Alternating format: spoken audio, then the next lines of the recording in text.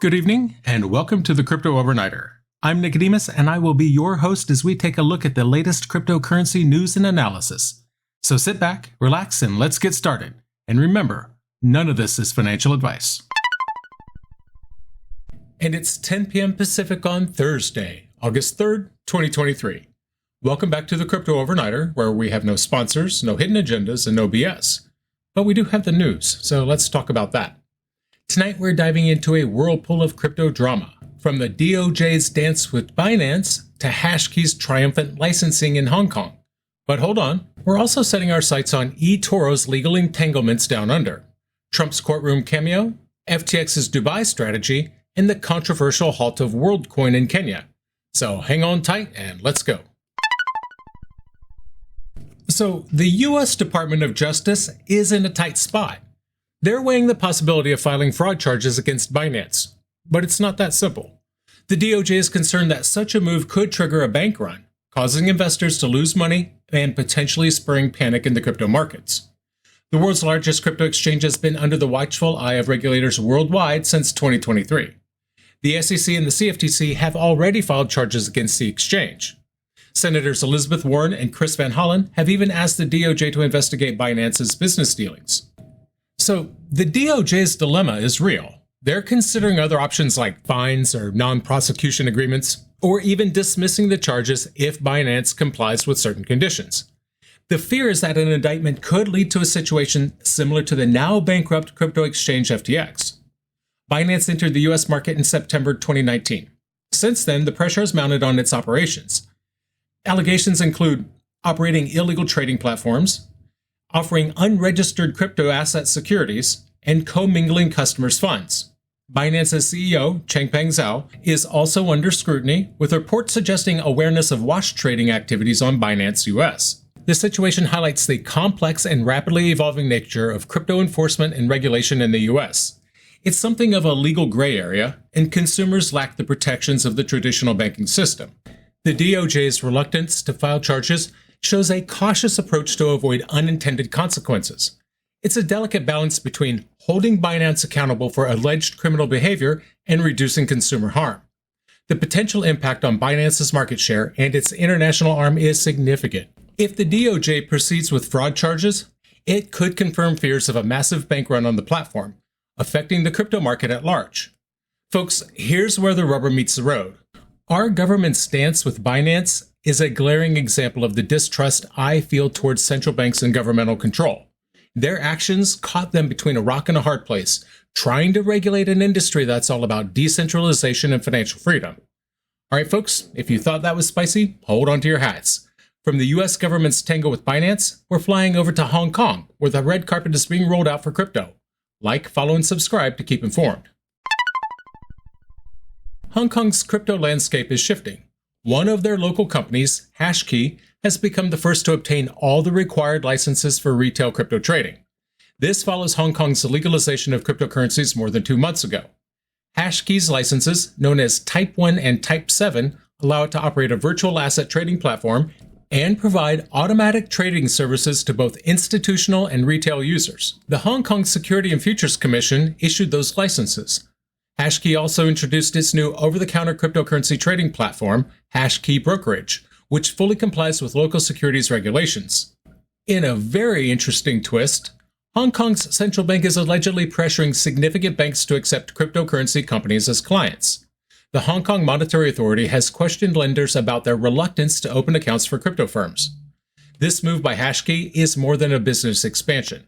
It's a significant milestone in Hong Kong's journey to become a cryptocurrency hub. So while China maintains a strict ban on crypto transactions, Hong Kong welcomes crypto firms and encourages banks to work with them. The licensing of HashKey aligns with the city's ambition to strengthen its position as a global financial hub. The government's eagerness to propel Hong Kong into a competitive position in the digital landscape is evident. The actions of Hong Kong, easing cryptocurrency regulations, fit into a broader trend of the region aiming to become a crypto center. The entry of major exchanges like CoinEx, Gate.io, OKX, and Huobi into the local market further emphasizes this trend.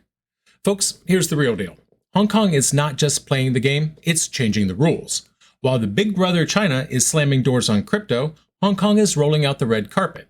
It's a beacon of financial freedom, a place where innovation thrives and central banks don't dictate the future. HashKey's licensing isn't just a business story, it's the story of a city daring to be different. It's a city embracing the future of finance and not fearing it. And for all you crypto enthusiasts, it's a city saying, we trust you, we believe in you, and we're here for you.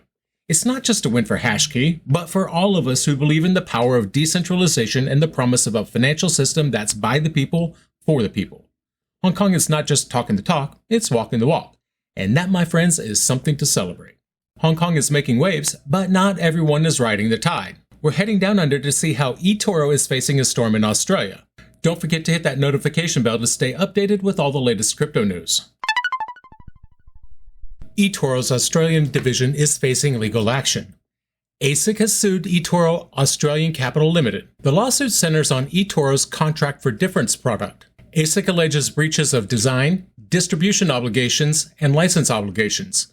The regulator claims eToro's screening procedure was insufficient. Over 20,000 eToro clients allegedly lost money trading CFDs between October 2021 and June 2023. ASIC is disappointed by eToro's alleged lack of compliance. The regulator is seeking penalties, compliance orders, and costs. eToro's CFD target market was defined too broadly. The CFDs allowed investors to speculate on price movements of various assets, including cryptocurrencies. ASIC contends that CFDs are not suitable for most retail investors. This case will be heard in the Federal Court of Australia. eToro has responded to the allegations. The company is considering the charges and will respond accordingly. eToro's Australian division is now operating with a revised target market determination for CFDs. The company reaffirms its commitment to adhering to rules and regulations. The lawsuit is a significant development in Australia's regulatory landscape. It highlights the growing scrutiny of crypto firms and the broader digital asset space. The case against eToro clearly signals ASIC's intent to clamp down on practices that may expose consumers to significant losses. The focus on CFDs, a complex and high-risk trading product, underscores the regulator's concern about consumer protection.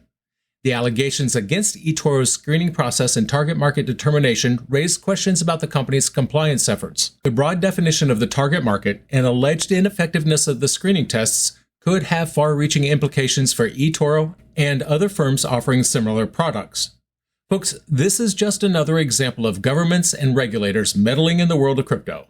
While consumer protection is essential, the heavy-handed approach by ASIC is stifling innovation and limiting access to financial products. From legal battles in Australia, we're turning our attention to a courtroom drama starring none other than former President Trump and something of a notorious crypto couple. If this story intrigues you, make sure to like the episode and share it with your friends. So I'm calling them the crypto couple. Plea hearings for the crypto couple were moved. This happened due to potential issues with former President Donald Trump's court appearance. The couple is accused of trying to launder $4.5 billion in stolen Bitcoin. A federal judge in Washington, D.C. reset the times. Lines began to form outside the courtroom for Trump's arraignment. The couple, Ilya Dutch Lichtenstein and Heather Razalkan Rhiannon Morgan, were scheduled for separate plea hearings. The judge moved the hearings to earlier times. Now, I do know that Trump did appear in person. Lichtenstein and Morgan were arrested in February 2022. They initially pleaded not guilty, but are expected to plead guilty now. The rescheduling of the crypto couple's plea hearings is a telling sign. It shows the magnitude of the legal proceedings against Trump, but it also highlights the growing attention on crypto-related crimes. The couple's alleged attempt to launder Bitcoin stolen from the 2016 Bitfinex hack is no small matter. It's a reflection of the broader challenges in regulating crypto. The government's pursuit of the crypto couple is a clear message. They're cracking down on crypto-related crimes. And that is as it should be. Now, the question is whether this is a genuine effort to protect or a move to establish more control. Let me know what you think in the comments below. The legal landscape is shifting, and so are crypto exchanges. FTX's strategic moves in Dubai are up next. If you appreciate the insights and analysis, don't forget to subscribe and leave a comment below. Bankrupt crypto exchange FTX is making moves. It wants to exclude its Dubai unit from U.S. bankruptcy proceedings. FTX filed for bankruptcy last November. It started Chapter 11 cases for 102 entities. FTX Dubai was one of those entities. Set up in February 2022, it's owned by FTX's European arm. But FTX Dubai didn't conduct any business in the UAE. It has no chance of rehabilitating its operations. The bankrupt estate wants to dismiss the unit. FTX Dubai is solvent. Liquidation under UAE law would allow the timely distribution of cash. This is after the payment of all liabilities and liquidation of assets. A hearing is scheduled for August 23rd. FTX Dubai was a new entity. Lawyers argue that excluding Dubai is necessary. It will protect the debtors. It will allow payment of pre-bankruptcy wages and salaries. It will reimburse expenses to Dubai employees. FTX also confirmed plans to relaunch the exchange. Their plan is to turn international customers into owners. FTX aims to work through the matters in the third quarter of this year and will file an amended plan in the fourth quarter. FTX's move to exclude its Dubai unit is strategic. It's a reflection of the complex nature of global business. It's also a sign of the challenges faced by crypto exchanges. The decision to liquidate under UAE law is telling. From FTX's maneuvering in Dubai, we move to Kenya, where a controversial crypto initiative comes to a halt. But before we get into that, make sure to follow us and hit that notification bell to never miss an episode. Worldcoin is a cryptocurrency project co-founded by OpenAI CEO Sam Altman. It aims to create a new human identity and financial network using retina scans. The project has faced legal hurdles as Kenya suspended its activities, citing concerns about authenticity, legality, security, financial services, and data protection. The Kenyan government ordered Worldcoin to stop recruiting new customers. They raised issues over secure data storage, offering crypto in exchange for data, and inadequate information on cybersecurity safeguards. Kenya's suspension of Worldcoin is one of the most direct actions taken by a government so far. The country's interior minister, Kithure Kindiki, warned of unspecified consequences for those violating the country's laws. Worldcoin's activities in Kenya have been suspended to assess potential risks to public safety. This suspension applies not only to Worldcoin, but to any other entity doing something similar. The project's method of obtaining consent has also been questioned, and there are concerns that Worldcoin may take advantage of vulnerable populations. Several other countries, including Germany and France, have also taken action against Worldcoin. Worldcoin will not be available in the US, as stated in the project's terms of service. The suspension of Worldcoin in Kenya highlights the growing tension between innovative crypto projects and governmental oversight. The move by Kenya's government reflects a broader global trend of skepticism and caution towards new crypto initiatives, especially those involving sensitive biometric data. Worldcoin's ambitious goal to create a proof-of-personhood network through eyeball scans has been met with resistance and concern. The collection of biometric data and the promise of free cryptocurrency tokens have raised ethical questions and concerns about privacy and security. The actions taken by Kenya and other countries against Worldcoin signal a shift in the regulatory landscape. Governments are becoming more assertive in their approach to crypto projects, especially those that may pose risks to public safety or exploit economically disadvantaged individuals. The Worldcoin saga is a stark illustration of the clash between the boundless potential of cryptocurrency and the watchful eye of government regulation. For anybody who believes in decentralization and financial freedom, the suspension of Worldcoin in Kenya may be seen as an overreach by government authorities, stifling innovation and personal autonomy. All that said, I'm siding with the government of Kenya on this one. The concerns raised by the government are not without merit. Collecting sensitive biometric data and targeting vulnerable populations, those are serious issues that must be addressed. There must be a balance between innovation and ethical responsibility. So what do you think? Are you ready to scan your eyeballs in return for the promise of free crypto? Or is your personal information security worth more than that? Let me know in the comments below. So what happened? The US DOJ is doing the regulatory tango with Binance, fearing a potential crypto bank run. They're caught in a dance of power and control, weighing fines and prosecution agreements over fraud charges. Hong Kong's lighting the way, as HashKey becomes the first to obtain all the required crypto licenses, paving the way for a decentralized future. In Australia, eToro is facing legal fire from ASIC over its CFD product. Meanwhile, Trump's in the courtroom spotlight with the crypto couple, and FTX's strategic move to exclude its Dubai unit is making waves. Liquidating in the UAE will get the funds on the table sooner, but is it the right move? That's the question. Finally, Kenya's suspension of Worldcoin raises questions about privacy and security. It's a wake-up call, reminding us of the fine line between innovation and ethical responsibility in the world of crypto. And that's going to do it for us tonight. I want to thank you, my listeners, because when you stop listening, I will stop talking. If you enjoyed tonight's show, then please like, follow, subscribe, leave a rating, or maybe a review. And in the meantime, we'll see you tomorrow night.